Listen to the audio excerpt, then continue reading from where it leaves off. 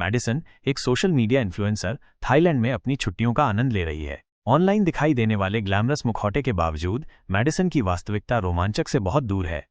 कहानी शुरू होती है और हम एक लड़की को एक अज्ञात द्वीप पर घायल देखते हैं। दूसरी ओर हम हमारी कहानी की मुख्य पात्र मैडिसन को देखते हैं, जो एक सोशल मीडिया स्टार है, यानी एक व्लॉगर, और आजकल वो नए स्थानों के वीडियो पोस्ट करती रहती है। फिलहाल वो अपने फैंस की डिमांड पर थाईलैंड आई हैं। इस ट्रिप को प्लान करने के लिए कोई और नहीं है सिवाय उसके दोस्त जॉन के, क्योंकि दोनों कुछ समय साथ बिताना चाहते थे। लेकिन कुछ काम की वजह से जॉन थोड़ा लेट आएंगे, इसलिए मैडिसन को अकेले यहाँ घूमना पड़ा। वो कई जगहों पर जाती है और कुछ तस्वीरें लेती है। वो थाईलैंड के एक होटल में रुकी थी। अगली सुबह वो एक प्रोडक्ट का वीडियो बना रही थी, लेकिन उसे किसी काम में दिलचस्पी नहीं थी। अकेले होने की वजह से वो जॉन को मैसेज करती रहती है जल्द से जल्द यहाँ आने के लिए। जॉन उसे बताता है कि मैं अपनी पूरी कोशिश कर रहा हूँ। 2 दिन बाद जब मैडिसन एक बार में थी तो एक बूढ़ा आदमी वहां आया, उसे उसी पैसे के लिए लुभाया और उसे अपने साथ घर आने के लिए कहा। इस कारण से मैडिसन बहुत बुरा महसूस करती है। वह उसे वहां से जाने के लिए कहती है, लेकिन वो बूढ़ा आदमी अड़ा रहा। फिर हमारी कहानी का दूसरा किरदार CW, वह इस जगह की रहने वाली है और वो इस जगह के बारे में बहुत कुछ जानती है। CW उस बूढ़े आदमी को शर्मिंदा करती है और उसे वहां से भागने पर मजबूर करती है, और ये देखकर मैडिसन भी प्रभावित हो जाती है।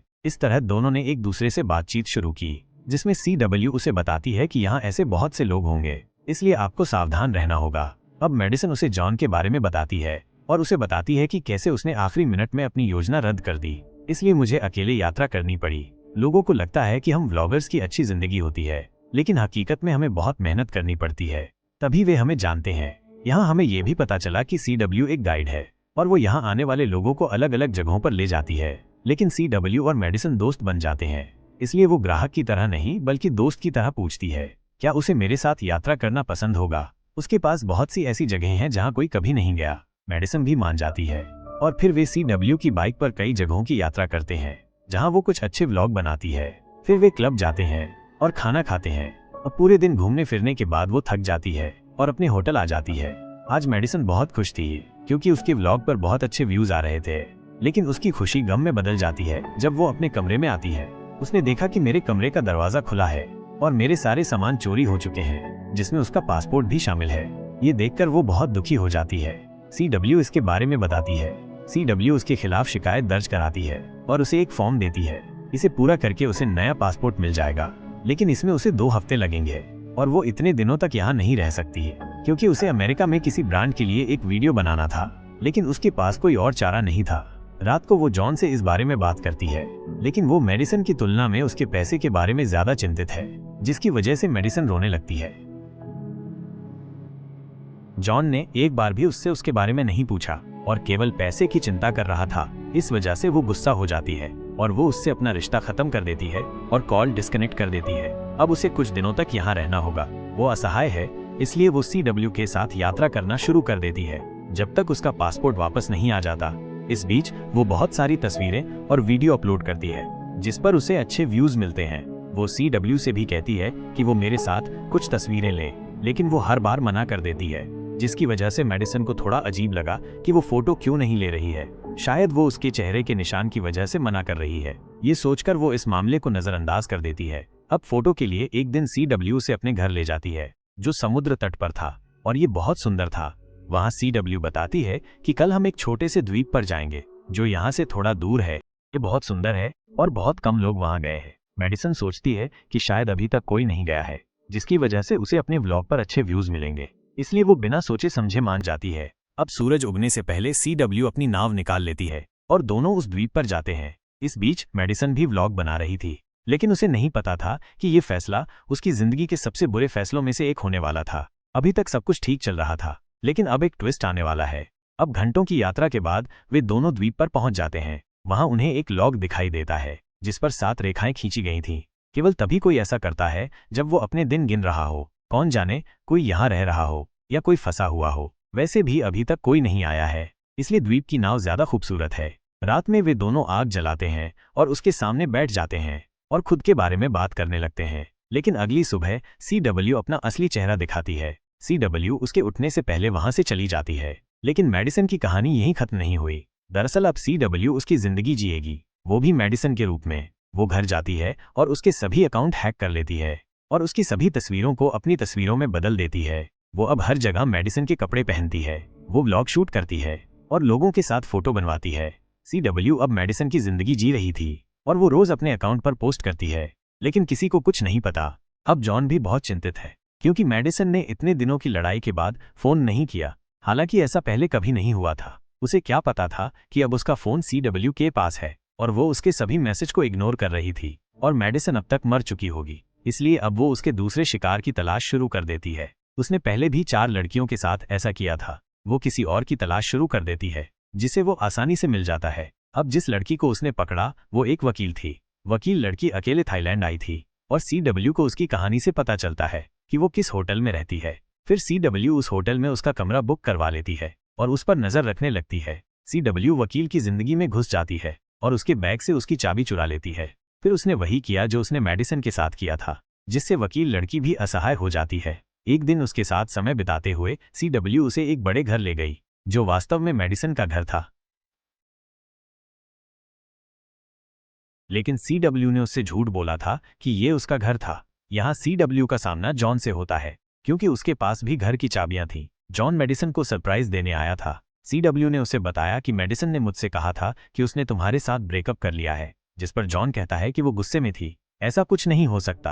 अगले दिन जॉन ने मेडिसन के फोन पर कॉल किया, जिसे CW ने मेडिसन की आवाज में उठाया, जो उसने AI की मदद से किया था। मेडिसन की आवाज में सब कुछ बदल दिया गया था, जिसके अनुसार जॉन को बताया गया कि अब उनके बीच सब खत्म हो गया है और मैंने ये घर छोड़ दिया है। लेकिन जॉन नहीं गया क्योंकि उसे यकीन था कि मेडिसन कुछ दिनों बाद वापस आ जाएगी। जब जॉन ने वकील को मेडिसन के बारे में बताया तो उसने सोचा कि ये सब मेरे साथ भी हुआ है। वो जॉन से इस बारे में बात करती है और कहती है कि उसे CW के बारे में कुछ गलत लग रहा है।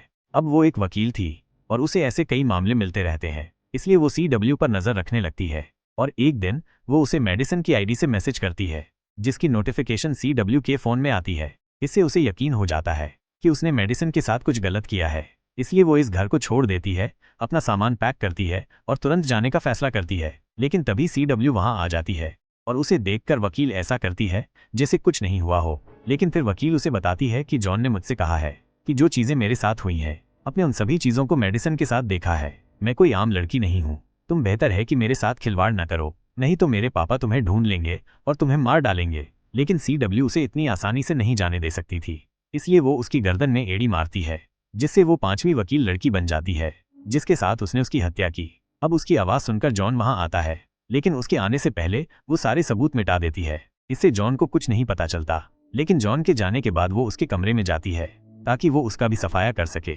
इस बीच उसके फोन की नोटिफिकेशन बजती है क्योंकि अभी अभी जॉन ने अपनी और वकील की एक तस्वीर पोस्ट की थी, मेडिसन को भी जोड़कर, जो CW के लिए एक बड़ी समस्या बन जाता है। वो नहीं चाहती कि कोई मेरा चेहरा देखे, इसलिए वो पहले उस फोटो को डिलीट करने की सोचती है जो जॉन के पास है। अगली सुबह CW जॉन को बताती है कि वकील उसके घर गई है और इस दौरान मेडिसन एक फोटो पोस्ट करती है जिसमें वो एक लड़के के साथ थी। दरअसल ये फोटो CW ने अपलोड की थी, लेकिन जॉन को इस बारे में पता नहीं था, इसलिए उसे दुख होता है और उसे लगता है कि शायद मेडिसन वास्तव में उसके साथ नहीं रहना चाहती। यहाँ उसे पता चलता है कि जॉन नाराज है, इसीलिए वह उसे एक झूठी उम्मीद देती है। इसलिए जॉन की नज़र मेडिसन की कुछ तस्वीरों पर गई जिनकी क्वालिटी बहुत खराब थी और उसके फॉलोअर्स भी घट रहे थे। फिर उस रात CW उसे एक बार ले जाती है। वहां वो उसके पे में कुछ मिलाती है जिसकी वजह से जॉन होश में नहीं है। इसका फायदा उठाकर वो जॉन के साथ घर आ जाती है और उसके फोन से उन तस्वीरों को डिलीट कर देती है। अगले दिन जब जॉन उठता है, उसे यकीन हो गया था कि उसे अब यहाँ नहीं रहना चाहिए, इसलिए वह वापस जाने के लिए तैयार है। इसका मतलब CW का रास्ता अब साफ है।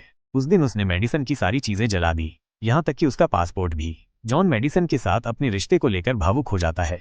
जब वो पहली बार मेडिसन से मिला था, वो सिर्फ एक साधारण लड़की थी। उन्होंने साथ मिलकर कड़ी मेहनत की और तभी वो इस जगह पर आई थी।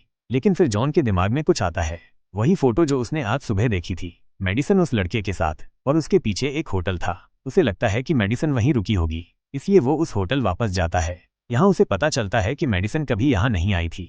इस बीच हम वहाँ उस बूढ़े आदमी को देखते हैं जो मेडिसन को परेशान कर रहा था। वो जॉन के वॉलपेपर पर मेडिसन की फोटो देखता है और उसके अपमान को याद करता है, और किसी तरह जॉन और उसकी बातचीत शुरू हो जाती है, जिसमें जॉन को पता चलता है कि मेडिसन ने पिछली बार जो फोटो पोस्ट की थी वे वास्तव में नकली हैं। बूढ़ा आदमी उसे उस दिन के बारे में बताता है जब उसने मेडिसन को देखा था और तभी वो CW के साथ गई थी। ये सुनकर जॉन अपनी जांच शुरू कर देता है जब वो एक वीडियो में मेडिसन के चेहरे से फिल्टर हटाता है, उसे पता चलता है कि उसके पीछे कोई और नहीं बल्कि CW है। फिर क्या, वो सीधे CW के घर जाता है। वो CW का इंतजार करने लगता है। जैसे ही वो आती है, जॉन पीछे से उस पर हमला करता है और उसे बेहोश कर देता है। वो उसे एक कुर्सी से बांध देता है। जब वो होश में आती है, वो उससे पहले मेडिसन के बारे में पूछता है, लेकिन वो कुछ नहीं कहना चाहती थी। फिर जॉन उसे पुलिस से धमकाता है, लेकिन यहाँ वो उस पर आरोप लगाना शुरू कर देती है कि पुलिस तुम्हें पकड़ लेगी क्योंकि मेडिसन ने आपको आखिरी संदेश भेजा था। लेकिन जॉन फिर भी उसे नाव पर ले गया, कहता है मुझे मेडिसन के पास ले जाओ। CW मान जाती है, लेकिन ये उसकी योजना थी। जैसे ही वो बीच में आती है, वो जॉन को पानी में धकेल देती है और उसे फेंक देती है, जहां वो उसका दम घोंटकर बेरहमी से हत्या कर देती है। इसका मतलब ये लड़की असल में एक सीरियल किलर है। और फिर वो घर आती है और मेडिसन के अकाउंट से पोस्ट करती है कि मेरे दोस्त जॉन ने मुझे पीटा और मेरे सारे पैसे लेकर भाग गया, ताकि सभी को लगे कि जॉन भाग गया है, ऐसा नहीं कि वो मर गया। फिर वो अंगूठी भी पहन लेती है जो जॉन मेडिसन के लिए लाया था। अब अगले दिन वो देखती है कि मेडिसन के फॉलोअर्स भी उसका समर्थन कर रहे हैं। लेकिन ये कहानी अभी खत्म नहीं हुई है, उसका आखिरी काम अभी बाकी है। कुछ दिनों बाद वो सबूत मिटाने के लिए द्वीप पर जाती है, लेकिन वहां हमें एक जलती हुई आग दिखाई देती है जिस पर एक मछली पक रही थी। पास में एक टेंट भी है, शायद मेडिसन अभी भी जीवित है।